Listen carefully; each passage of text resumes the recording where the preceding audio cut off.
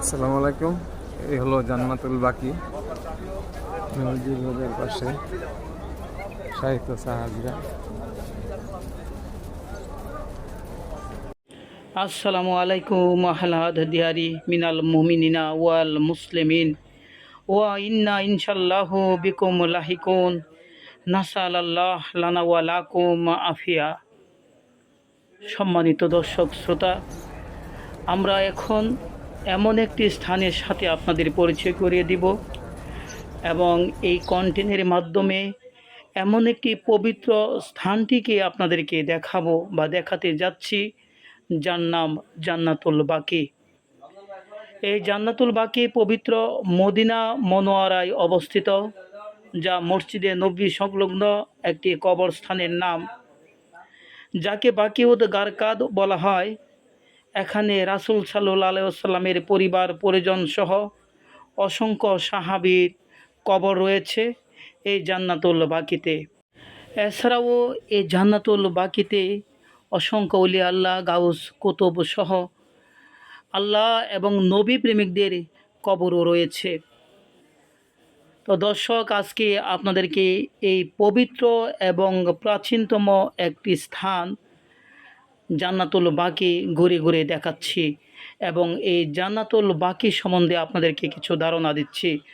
দর্শক, আপনারা আমাদের সাথে থাকুন।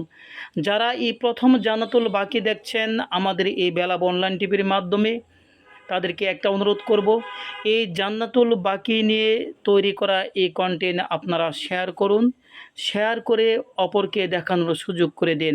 এতে অবশ্যই আপনি অসংখ্য সোয়াবের ভাগীদার হবেন।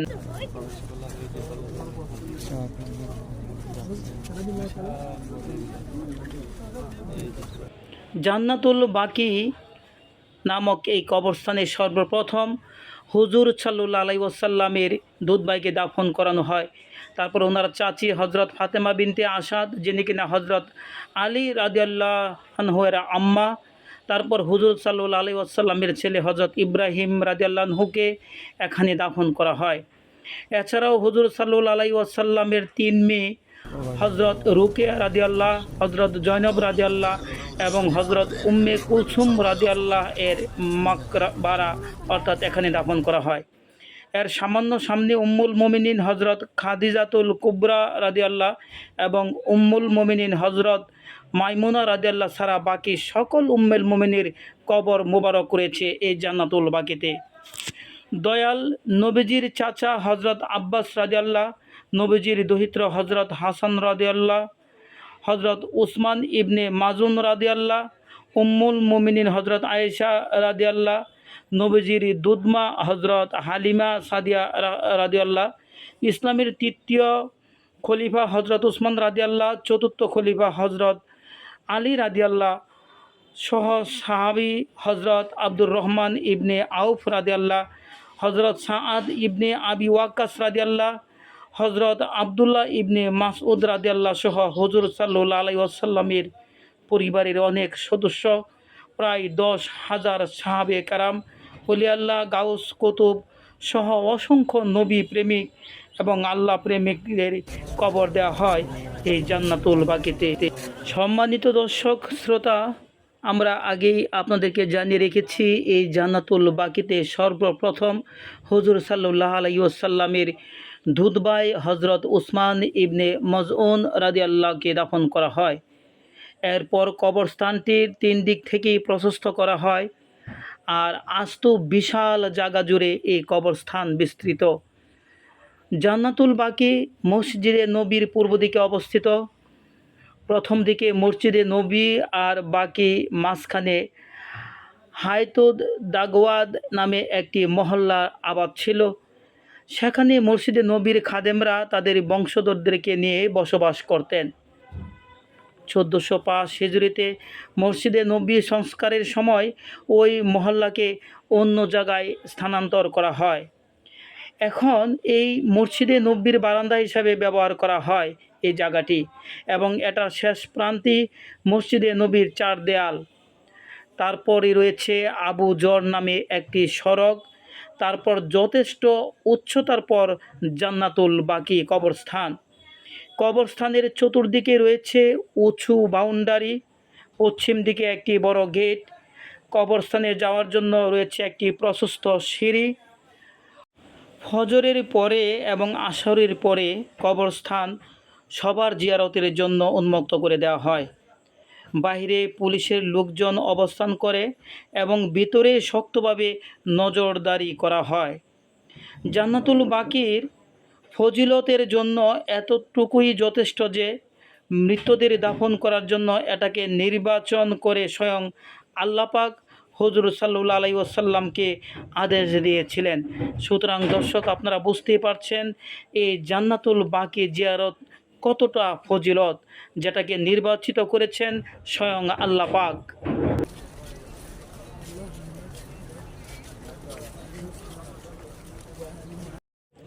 আসসালামু আলাইকুম আহলাদ দিয়ারি মিনাল মুমিনিনা ওয়াল মুসলিমিন ওয়া ইন্না ইনশাআল্লাহু বিকুম লাহিকুন নাসাল আল্লাহ লানা ওয়া লাকুম আফিয়া। দর্শক, জান্নাতুল বাকিতে প্রবেশ মুখে আলাদা করে ঘেরাও করে রাখা হয়েছে দুটি কবর। এই দুটি কবরের একটিতে শুয়ে আছেন হজরত ফাতেমা রাদিয়াল্লাহ। কবরস্থানের শেষ দিকে রয়েছে ইসলামের তৃতীয় খলিফা হজরত উসমান রাদিয়াল্লাহের কবর। হুজুরে পাক সাল্লাল্লাহু আলাইহি সাল্লাম মদিনায় থাকা অবস্থায় তার দুধ ভাই হজরত উসমান ইবনে মজউন রাদিয়াল্লাহ এর মৃত্যু হলে সাহাবে কেরামগণ জিজ্ঞেস করেছিলেন তাকে কোথায় দাফন করা হবে। হুজুর সাল্লাল্লাহু আলাইহি সাল্লাম এ সময় ইরশাদ করলেন যে আমাকে আদেশ করা হয়েছে তাকে বাকিউল গারদায়ক অর্থাৎ জান্নাতুল বাকিতে দাফন করতে হবে। এভাবেই এই জায়গা কবরস্থানের জন্য আল্লাহর পক্ষ থেকে নির্বাচিত হয়ে যায়। নবীজির দুধ ভাইকে কবরস্থ করার মাধ্যমে এই জায়গাটি কবরস্থানের জন্য নির্বাচিত হয়। বর্তমানে বিশাল জায়গা জুড়ে রয়েছে জান্নাতুল বাকির কবরস্থান। সম্মানিত দর্শক শ্রোতা, আপনারা যে কবরগুলো এখন দেখছেন, এই সকল কবরে শুয়ে আছেন শত শত বছর ধরে নবী পরিবারের সদস্য, সাহাবা সহ অসংখ্য আল্লাহ প্রেমিক মানুষ এবং নবী প্রেমিক মানুষ। সুবহানাল্লাহ।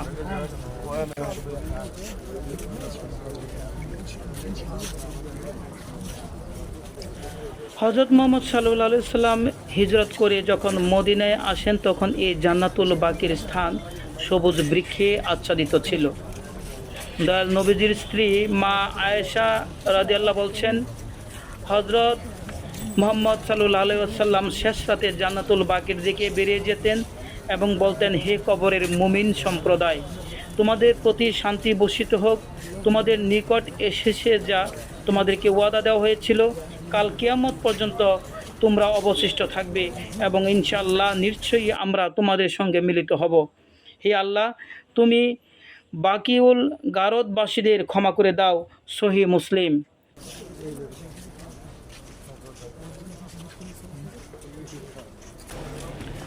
প্রিয় শ্রোতা ও দর্শক মণ্ডলী, আমরা জান্নাতুল বাকিতে জিয়ারত করছি আর ঘুরে ঘুরে দেখছি নবী প্রেমিক এবং আল্লাহ প্রেমিকদের কবর।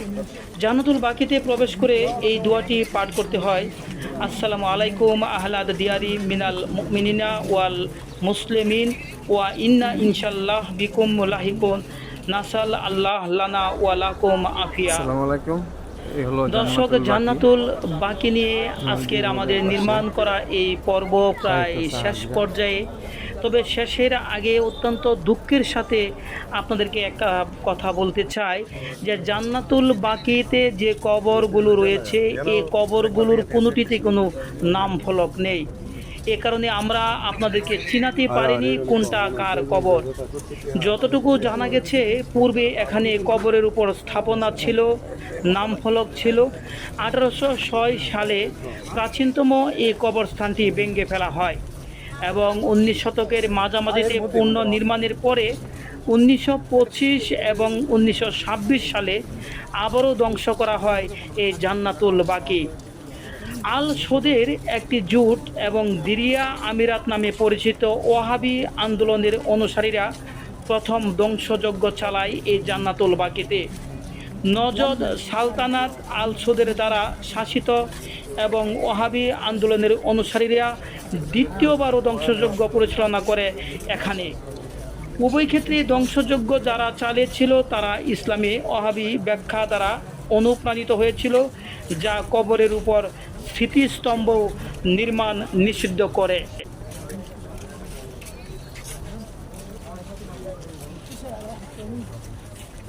তো দর্শক, মদিনা মনোয়ারা থেকে জান্নাতুল বাকি নিয়ে আমাদের নির্মাণ করা কন্টেন্ট প্রায় শেষ পর্যায়ে।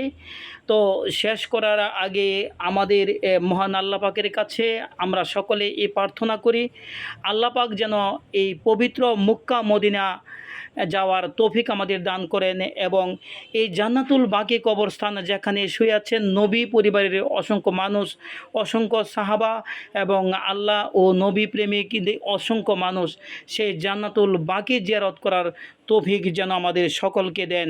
সকলেই বলুন আমিন। তো আজকের মতো এখানে শেষ করছি। বেলাবো অনলাইন টিভির সাথে থাকুন। আবারও দেখা হবে নতুন কিছু নিয়ে, নতুন কোনো স্থানে। ততক্ষণ ভালো থাকুন, সুস্থ থাকুন। তবে যাবার আগে একটা কথা বলে যাচ্ছি, এই জান্নাতুল বাকি কবরস্থানের ভিডিও ধারণ করেছেন আমার বন্ধু মোহাম্মদ আজিজুল হক। ধন্যবাদ সকলের পক্ষ থেকে এবং আমার পক্ষ থেকে, বেলাবো অনলাইন টিভির পক্ষ থেকে আজিজুল হককে অন্তরের অন্তঃস্থল থেকে ধন্যবাদ। আসসালামু আলাইকুম ওয়া রাহমাতুল্লাহি ওয়া বারাকাতুহু।